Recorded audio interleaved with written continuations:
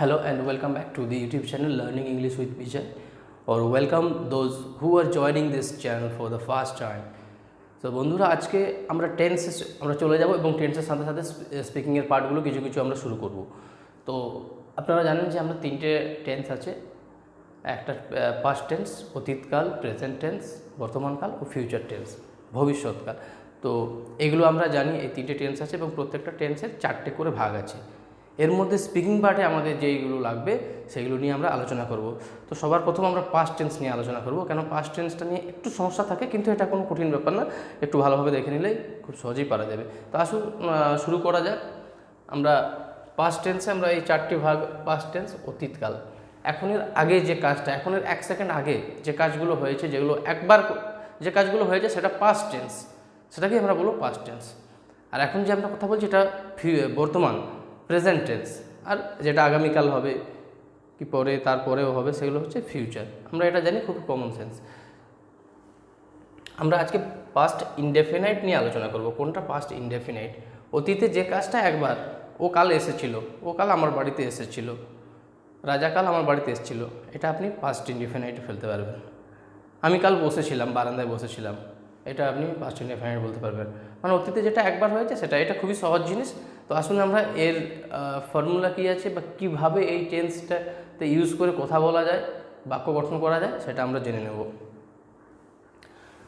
আমরা past indefinite নিয়ে আজকে আলোচনা করব, এগুলো নিয়ে আলোচনা করছি না।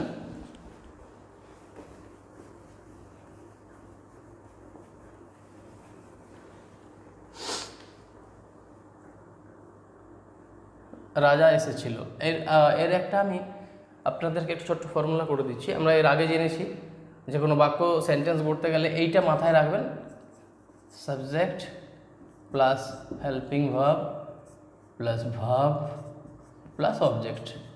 এটা হচ্ছে যে কোনো সেন্টেন্সের ক্ষেত্রে স্ট্রাকচার কাজে লাগে এইটা।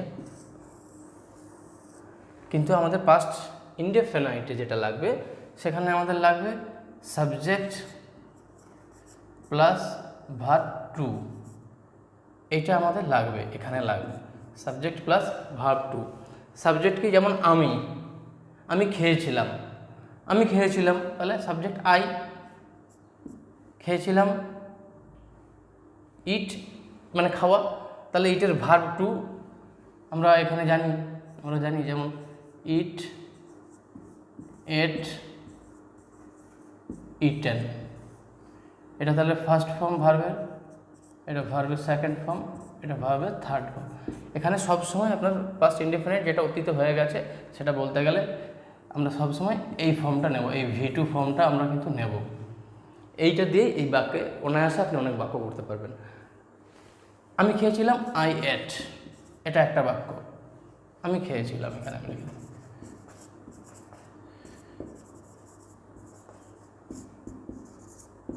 আমি খেয়েছিলাম। এরপরে দেখ, এটা কাছে লেগে যাচ্ছে,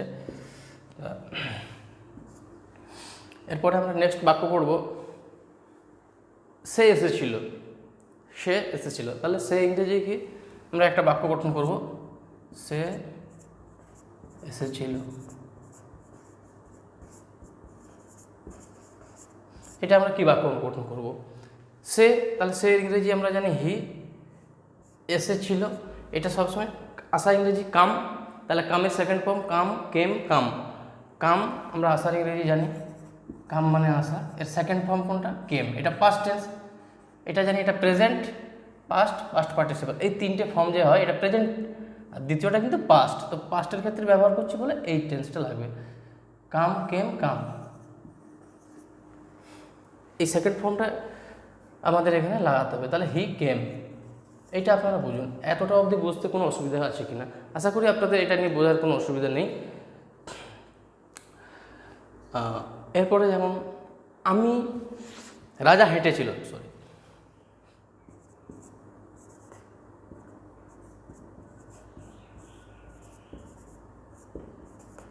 খুবই সহজ জিনিস, রাজা হেঁটেছিল, কালকে হয়তো, সেটা লিখছি না। তো আপনাকে লিখতে হবে রাজা হেঁটেছিল। হেঁটেছিল ইংরেজি কি? ওয়াক মানে হাঁটা, আমরা জানি। এই ভাবগুলো একটু আপনাদের জেনে নিতে হবে। তিনটে ফর্ম: ওয়াকড, ওয়াকড, ওয়াকড।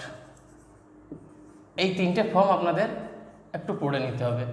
এই সেকেন্ড ফর্ম লাগবে আমার, তাহলে রাজা হেঁটেছিল, এটা পাস্ট টেন্স, তাহলে পাস্ট টেন্স মানে আমরা ওয়াকড, রাজা ওয়াকড। এ পর্যন্ত বুঝতে কোনো অসুবিধা নেই, খুবই সাধারণ জিনিস। তাহলে আমরা ভার্বের ম্যাক্সিমাম ক্ষেত্রে আপনারা দেখবেন কিছু কিছু ইররেগুলার ভার্ব আছে, নাহলে ম্যাক্সিমাম ক্ষেত্রে কিন্তু আমরা ইডি যোগ করে সেকেন্ড ফর্মটা হয়, সেকেন্ড ফর্ম থার্ড। যেমন স্টাডি, স্টাডিড, স্টাডিড। আমি লিখছি না এখানে।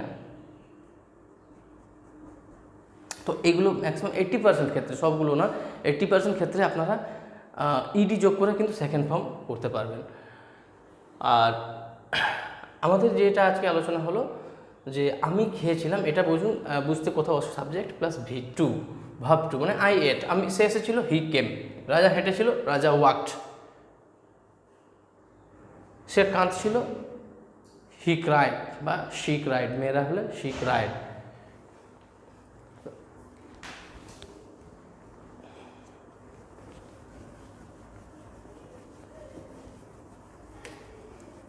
এরপর আমরা এটা নিয়ে আরও কিছু বাক্য পড়ব। এটা আমাদের কি ফর্মুলা ছিল, আমরা জানি সাবজেক্ট প্লাস ভার্ব টু, এটা আমাদের এই ফর্মুলাতে আমাদের এটা করছিলাম ইনডেফিনাইট। শুধু এটা না, আমরা এর সাথে আমরা নেগেটিভ বাক্যও কিছু করতে পারি। নেগেটিভ বাক্য যেমন রাজা কাল আসেনি, রাজা কাল হয়তো আমাদের বাড়ি আসার কথা ছিল, সে আসেনি, এটার ইংরেজি কী করবে, এটা তো নেগেটিভ। তো সবসময় এমন নয় যে আমরা পজিটিভে বাক্য করব, আমাদেরকে কিছু বাক্য নেগেটিভও করতে হয়। আমরা যদি এরকম ধরনের সেন্টেন্স আমরা করি, তখন এর ইংরেজিটা কীভাবে করব দেখুন। রাজা যখন হবে, আপনি নেগেটিভ ভার্ব, যখনই কোনো পাস্টে নেগেটিভ বাক্য আপনি গঠন করবেন, সেই সময় অবশ্যই আপনাকে ডিড নট ইউজ করতে হবে।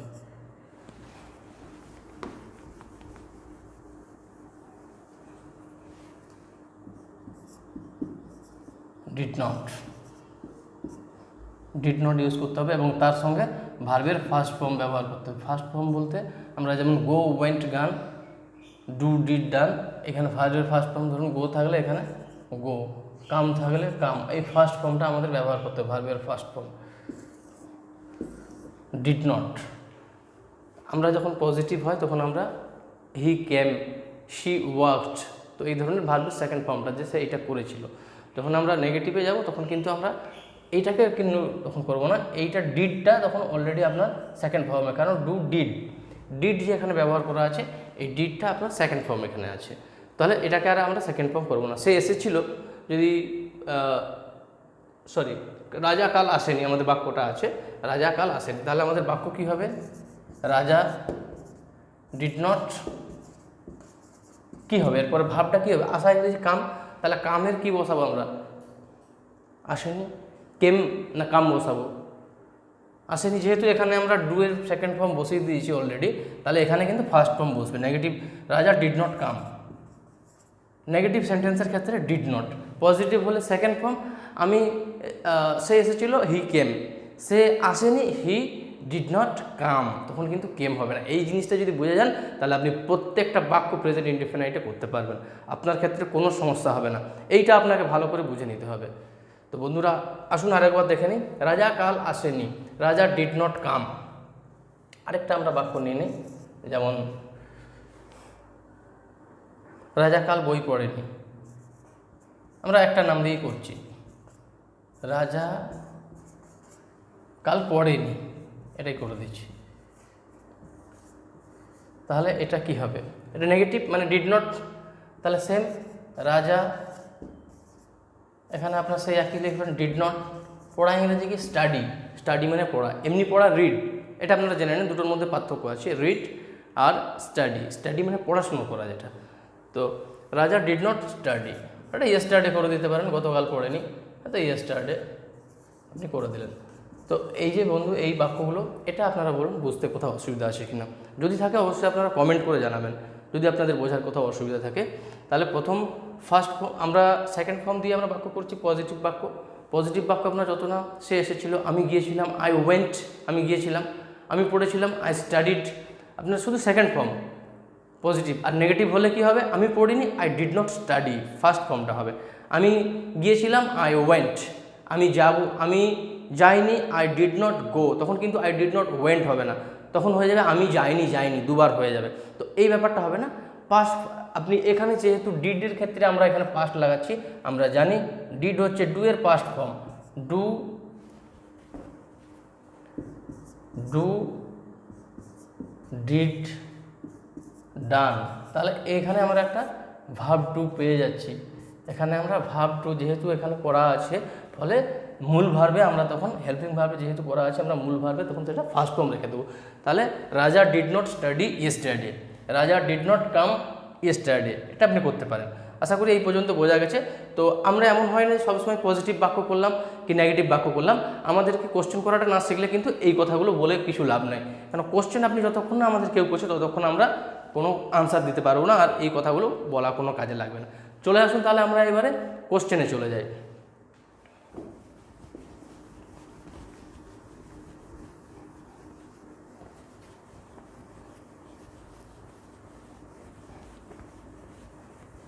এবার কোশ্চেনে আপনি কীভাবে করবেন।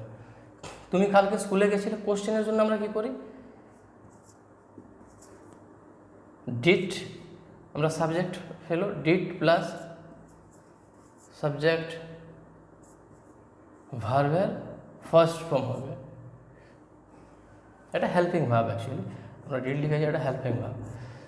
তুমি কি কাল স্কুলে গিয়েছিলে, তুমি কি কাল স্কুলে গিয়েছিলে, আমি একটা বাংলায় লিখে দেখাচ্ছি। তুমি কি কাল স্কুলে বা বিদ্যালয়ে গিয়েছিলে, তুমি, এটা আমরা কোশ্চেন করছি। এটা দেখো কিভাবে আমরা কোশ্চেনটা করছি। তাহলে আমরা যখন কোশ্চেন করব, আমরা সবসময় ডিড দিয়ে শুরু করব। আমরা এমনি বাক্যের ক্ষেত্রে যেমন করি যে he did not go to school, সে স্কুলে যায়নি, কিন্তু he did not go to school যখন করি, এখানে হবে হি ডিড, এখানে ডিড হি বা did you go to school,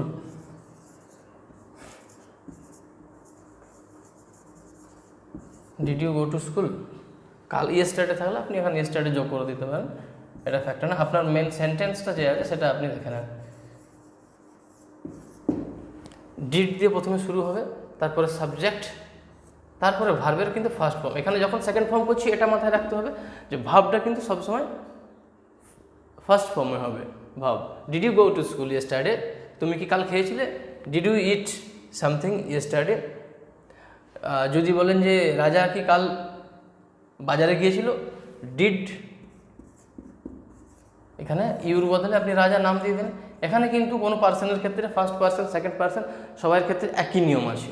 এখানে যা নিয়ম আছে ডিড দিয়ে করবেন, আর ইনডিফিনাইটের থেকে যখন হবে আমি গিয়েছিলাম, I went, he went, she went, এখানে কিন্তু আলাদা কিছু নেই যে হি ওয়েন্ট এরকম কিছু না। তো did Raja go to school, did Raja go to market, রাজা কি মার্কেটে গিয়েছিল। যদি বলেন যে তারা কি বাজারে গিয়েছিল, তাহলে did they go to market, go to dot dot দিয়ে দিচ্ছি, did they go to market, তারা কি বাজারে গেছিলো। তো এইখানে আপনাকে যেমন আপনাকে যখনই কোশ্চেন করবেন ডিড দিয়ে প্রথমে আপনাকে সেন্টেন্স তৈরি করতে হবে। পাস্টের যদি কোনো কোশ্চেন তৈরি করতে হয় ডিড দিয়ে করতে হবে, তারপরে সাবজেক্ট, তারপরে ভার্ব ওয়ান। তাহলে did you go to school, did Raja go to market. তো এই যে জিনিসগুলো আছে আপনি এইখান থেকে এইভাবে কোশ্চেন করে শিখতে পারবেন।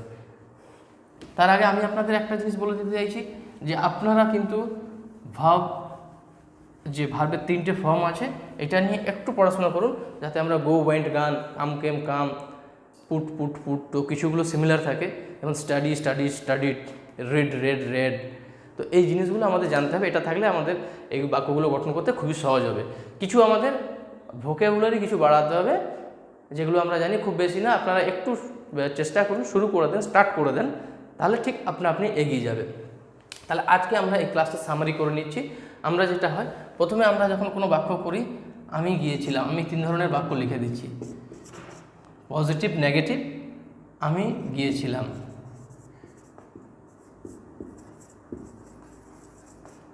এটা আমরা কি আছে কি করব, আই গিয়েছিলাম ইংরেজি গো মানে যাওয়া, গিয়েছিলাম পাস্ট তাহলে V2 go went, I went আমি যাইনি, এটা আপনারা একটু বুঝে নেন।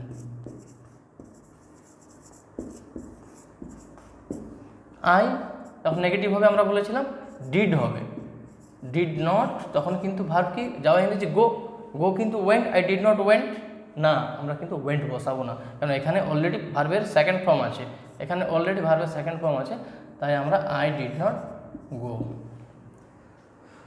নিজেকে দিয়ে তো অ্যাকচুয়ালি কোশ্চেন করা যায় না, তো তাহলে সেটা কোনো মিনিং থাকবে না। তুমি কি গিয়েছিলে, আমি যাইনি করলাম, তুমি কি গিয়েছিলে, এটা আমরা পাস্টে একটা কোশ্চেন করেছি যে গতকাল ও কোথাও গিয়েছিল কিনা, তুমি কি কাল গিয়েছিলে। এখানে আমরা কোশ্চেনটা করব, কিন্তু শুরু করব দেখেন তিনটা, এটা হচ্ছে পজিটিভ সেন্টেন্স মানে সদর্থক বাক্য, পজিটিভ সেন্টেন্স যেমন আমি গিয়েছিলাম, এখানে না না দিয়ে বাক্য আছে, আমি যাইনি এটা নেগেটিভ সেন্টেন্স, এগুলো একটু আপনারা চিনতে শিখুন। আর এটা কোশ্চেন, তুমি কি কাল গিয়েছিলে, তাহলে কোশ্চেন কী হবে আমাদের, পাস্ট টেন্সে did, did you, did you, এবারে গিয়েছিলে প্রথমে হবে গো, ডিড ইউ গো কোথায়, তুমি কি কাল গিয়েছিলে, ডিড ইউ গো কোথায়, সামহার আছে যে কোনো জায়গায়, ইয়েস্টারডে। আমাদের মেন ফোকাস করতে হবে এই পার্টটাতে, এই পার্টটাতে, এই পার্টটা। আই ওয়েন্ট এটা আমি গিয়েছিলাম, আই স্যাং, হি রোট সে লিখেছিল, হি রোট এ লেটারটা লিখতে পারেন, সেটা অবজেক্টটা পরের ব্যাপার, অবজেক্ট না দিয়েও আমরা বাক্য করতে পারি। আচ্ছা, তো আমাকে যদি কোশ্চেন করে ডিড ইউ স্টাডি ইয়েস্টারডে, তুমি কি গতকাল পড়েছিলে, আমি বলতে পারি ইয়েস আই ডিড, আমি করেছিলাম, বা ইয়েস আই স্টাডিড। তো আমরা যখনই আমরা উত্তর দিচ্ছি পাস্টে, তখন ভার্ব টুটা আমরা ইউজ করছি। এটা আপনাদেরকে মাথার মধ্যে গেঁথে নিতে হবে, এবং এই ক্লাসটা যেন না আর পুনরাবৃত্তি করতে হয়। আমি আশা করছি আপনাদের এটা আর কোনো অসুবিধা হবে না বুঝতে, এত সহজভাবে এটা আপনাদের বুঝিয়ে দিয়েছি, এই জন্য একটা একটা পার্ট ধরে নিয়ে আমি করাচ্ছি। আমি ভাবছিলাম যে অনেকগুলো তাড়াতাড়ি করে হয়তো ক্লাসটা শুরু করব, কিন্তু অনেকের অসুবিধা হবে ভেবে আমি খুব বেসিক লেভেল থেকে করছি, যাতে আপনারা এই জিনিসটা একবার যদি আপনারা বুঝে নেন, আর ভবিষ্যতে জীবনে কোনো দিন আপনাদের ইংরেজি টেন্স বুঝতে অসুবিধা হবে না। টেন্স নিয়ে আমরা অযথা একসাথে সব মিশিয়ে ফেলি এবং অনেক মানে জটিলতার দিকে যাই বলে আমাদের বুঝতে অসুবিধা হয়, বা একটা ভয়ও থাকে আমাদের ক্ষেত্রে। বন্ধুরা, এইটা নিয়ে আমার মনে হয় কোনো সমস্যা থাকার কথা নয়, যদি থাকে অবশ্যই আপনারা কমেন্ট সেকশনে কমেন্ট করে জানাবেন। আমি গিয়েছিলাম, আই ওয়েন্ট, সহজ। আমি গান করেছিলাম, আই স্যাং। আমি লিখেছিলাম, আই রোট, কেন রাইট রোট রিটেন, তাহলে সেকেন্ড ফর্ম আই রোট। আমি হাসছিলাম, আই লাফড, সে হাসছিল, হি লাফড, শি লাফড, মেয়েদের ক্ষেত্রে হলে শি হয়, শি লাফড। সে বসেছিল, ওটা একই ভাব, seat seat seat, okay.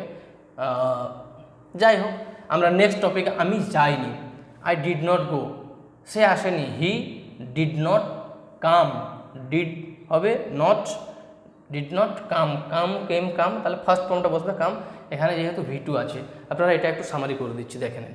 I did not গো, আমি যাইনি, ডিড নট, সে আসেনি, হি ডিড নট কাম, সে খায়নি, হি ডিড নট ইট, বা he did not take food, take করতে পারেন, এটা হচ্ছে modern English.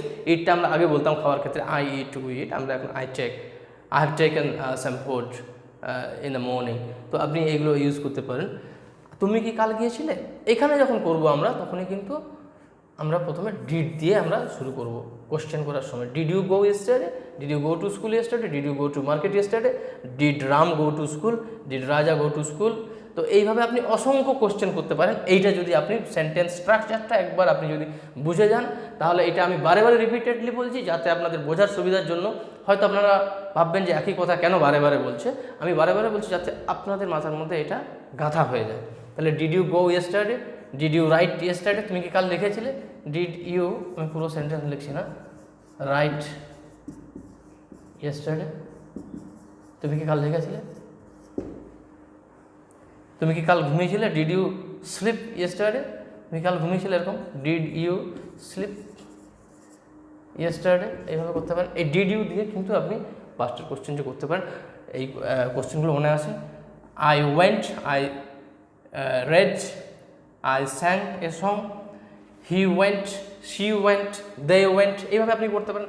I went, he went, she went, they went, we went, Ram went, Raja went, my father went, তো এইভাবে আপনারা করতে পারেন, আপনাদের খুব ইজি হবে। I do not go, I did not গো, আমি যাইনি। হি ডিড নট গো, সে যায়নি। দে ডিড নট গো, তারা যায়নি। উই ডিড নট গো, আমরা যাইনি। রাজা did not go, my father did not go, my mother did not গো। এবার রিপিটেডলি আপনারা করুন, দেখবেন অটোমেটিকলি আপনাদের কিন্তু ফ্লুয়েন্সি এসে যাবে। আমি আপনাদের গ্যারান্টি দিচ্ছি এই জিনিসটা, 100% গ্যারান্টি। আপনারা এইভাবে প্র্যাকটিস করুন যে আমি আই ওয়েন্ট, এটা আপনার এর সাথে বিভিন্ন সাবজেক্ট লাগান, সাবজেক্ট চেঞ্জ করুন, উই লাগান। আমরা জানি 8টা সাবজেক্ট আছে, I, we, he, she, it, they আর এনি নেম। এনি নেম যে কোনো নাম, আর জায়গা নেই, আমি 1 2 3 4 5 6 7, he, she, I, we, he, she, it, they, any name. Any নেমে আপনি যে কোনো কিছু করতে পারেন। তো I went, we went, he went, she went, it went, they went, any name যে কোনো, রাজা ওয়েন্ট, রতন ওয়েন্ট, এভাবে আপনারা করতে পারেন। আই ডিড নট গো, আমি যাইনি, সে যায়নি। হি ডিড নট গো, মেয়েটা যায়নি। শি ডিড নট গো, এটা যায়নি। ইট ডিড নট গো, তারা যায়নি। They did not go. তো এইভাবে আপনারা প্রত্যেকটা জিনিস কিন্তু, রাজা যায়নি, রাজা ডিড নট গো, রাম যায়নি, রাম ডিড নট গো, এইভাবে আপনারা প্র্যাকটিস করুন। Did you go to school yesterday, did we go to school yesterday, did they go to school yesterday, did Raja go to school yesterday. এইভাবে আপনারা প্র্যাকটিস করুন। আমি আপনাদের গ্যারান্টি দিচ্ছি 100% সাকসেস আসবে এই মেথড থেকে। এবং এটার থেকে দেখবেন আপনাদের অটোমেটিক্যালি ইংরেজিতে ফ্লুয়েন্সি বেড়ে গেছে। রিপিটেডলি যখন আপনি এই জিনিসটা করবেন, আপনার মধ্যে ফ্লুয়েন্সি আসবে। তো আশা করি বন্ধুরা আপনাদের আজকের এই ক্লাস অবশ্যই ভালো লেগেছে।